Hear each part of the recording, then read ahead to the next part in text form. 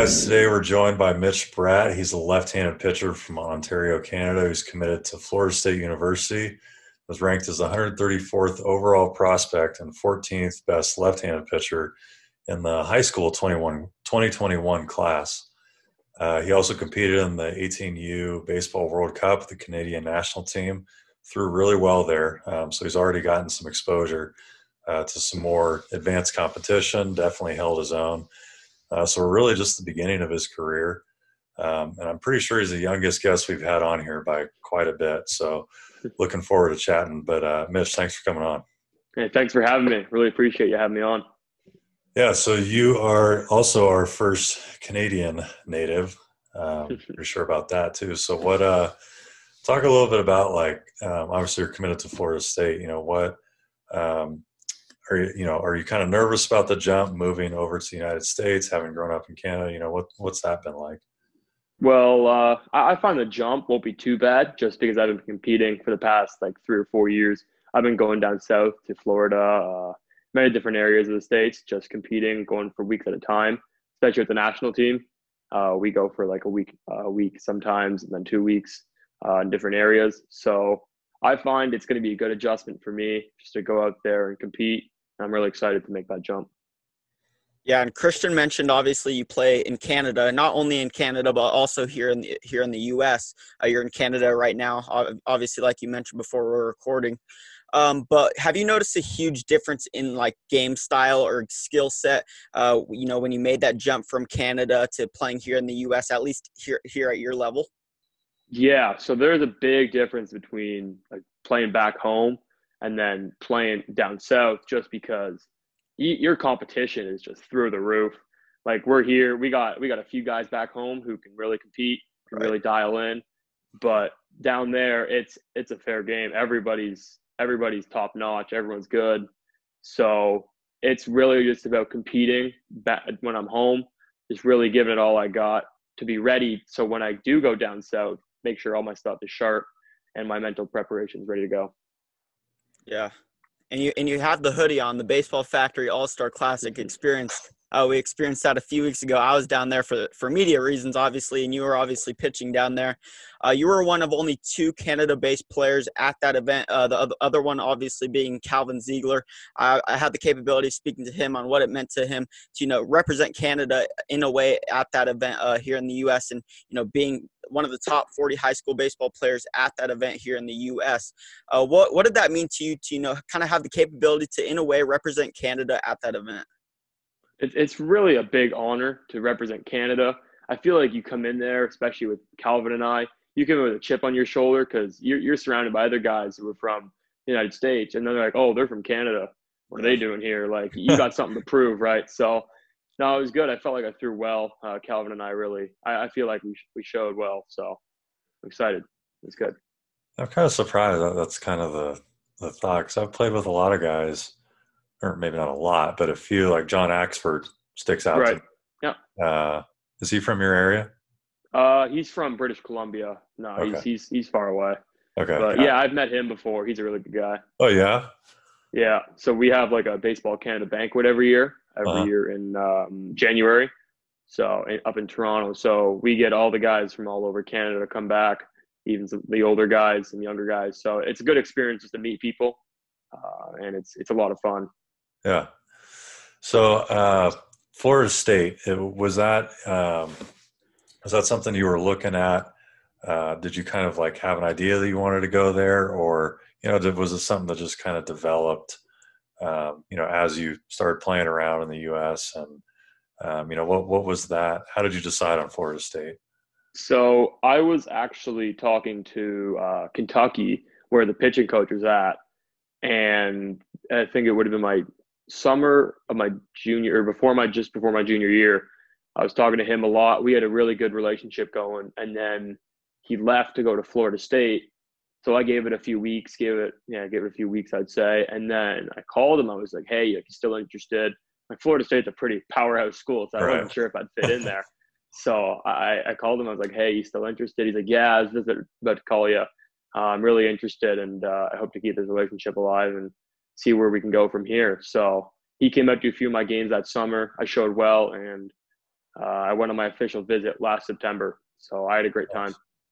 What Yeah, differentiated FSU from the other colleges that were showing interest in you throughout your recruiting process? One of the biggest things that I found was keeping that tradition alive, just because Florida State's tradition is unbelievable. Like 40 wins for the past 40 seasons, besides COVID. I really wanted to keep that tradition alive. The weather played a big factor. The coaches, yeah, especially playing like living up north here in right. Toronto. Once it gets past October, it gets into the 40s. It gets really chilly. So you go indoors. Yeah. But down in Florida, I'm excited to play ball year round. It's going to be a whole different experience. So Yeah, I What would think you lucked out with the.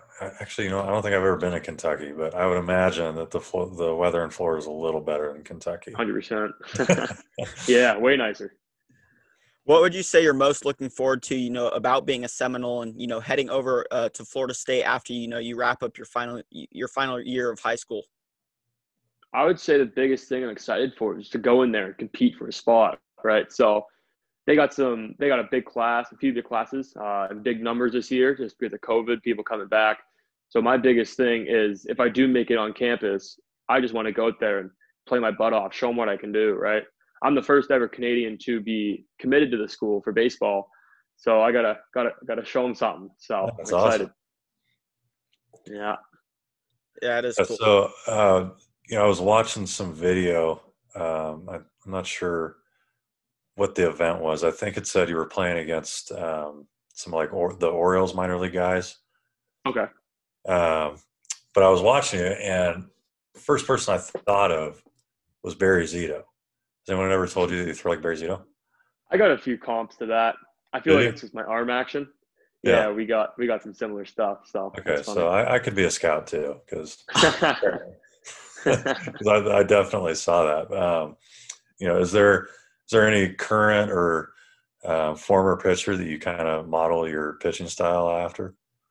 I'd have to say John Lester. I just feel like his stuff is just so good. He can put the ball wherever he wants. Yeah, We both like he doesn't throw overly hard, at least he doesn't now, but right, he can really manipulate his stuff. He has high IQ, can throw whatever he wants at any count. So I've really just watched so much video on him on just how he can pick spots and really carve hitters up. right.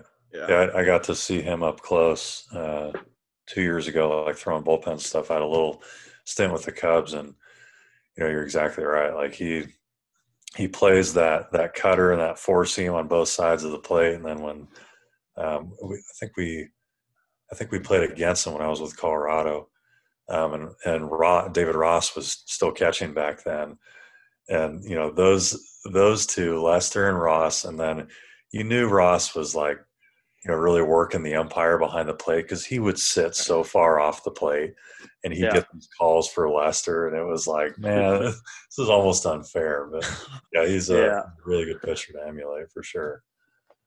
So, Mitch, you were talking a little bit about this, before we started recording with Christian.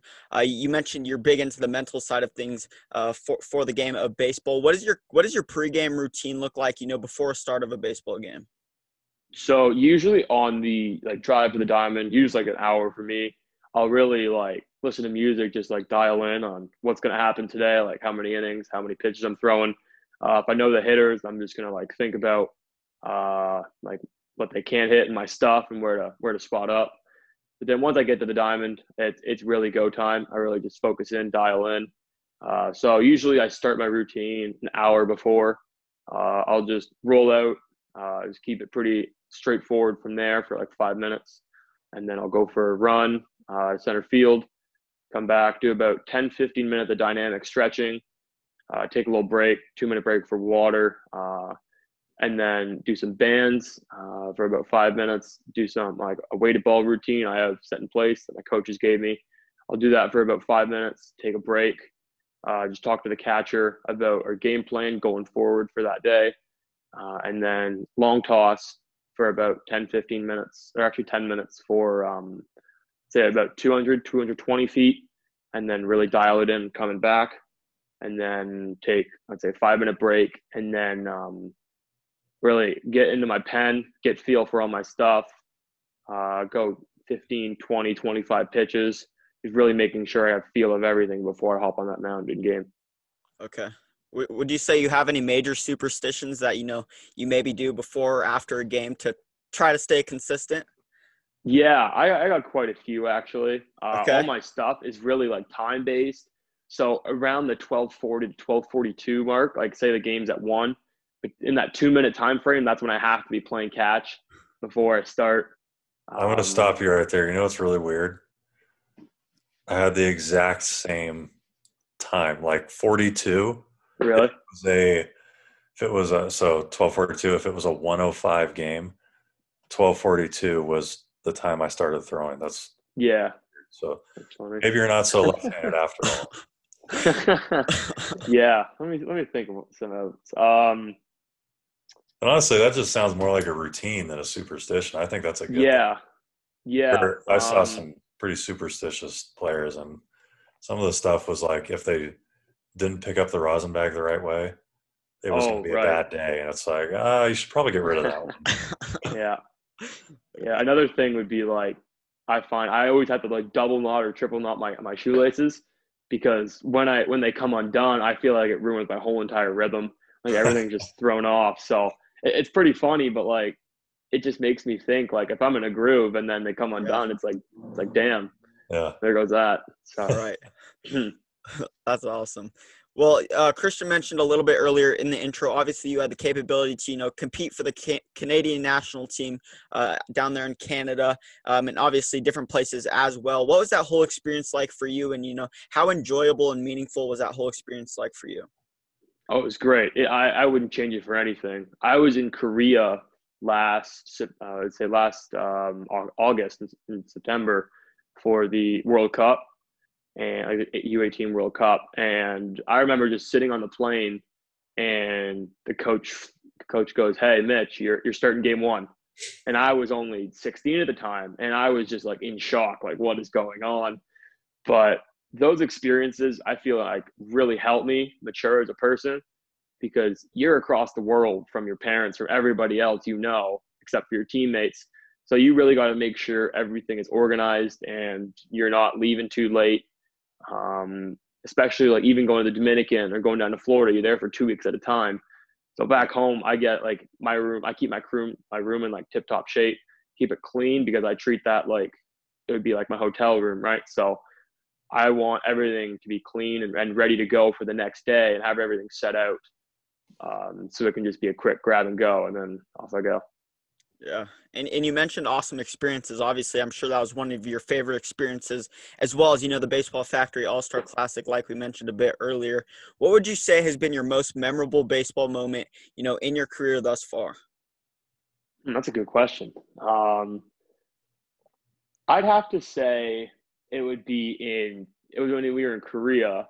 I was going into a 5-2 game. We were playing against Team Japan, and throughout the whole tournament, you're hearing from these guys who were like nasty hitters. There's a guy who throws 100. Like they got some really good stuff. So I was really excited just to go in there. The coach called me like, "Hey, you're going in." So that was probably one of the greatest experiences, just stepping on that mound and seeing them step in that box, and you're like, wow, this is really happening. I'm Right. pitching against the best players in Japan. Yeah, that's awesome. And to wrap it up, Mitch, listen, man, obviously, we talked about this a little earlier because it stumps a lot of people. Our final question all of the time here on the Walk It Off podcast, what would you say is maybe one thing that a lot of people wouldn't know about you either on or off the diamond? I'll give you two. So one thing is before like I go into pitch, usually people listen to like up tempo, high music. I like to listen to like some softer country music, 80s music type stuff, just because Okay. I find it's kind of weird, but like I find it really just helps me stay calm before I go out there and throw. And then the second one is so I'm left-handed, but it's weird because the only thing I do right-handed is play racket sports. I can't tell you why. It's just something I've always done. So yeah, that's the weirdest thing I can think of. That's Huh. awesome. How many racket sports do you play? I play like just for fun. It's like ping pong, Oh, okay. table tennis, squash. Not really sure what else. So Nice. Not Yeah. no tennis. I don't mind tennis. I just hit the ball way too hard. I don't know where it's going. Okay. Well, that wraps Yeah. up everything for this week's episode of the Walk It Off podcast, Mitch. We really appreciate you coming on. Christian, you have anything else to add? No, man, I'm looking forward to following your career and best of luck going forward. Thanks for having me, guys. I really appreciate it.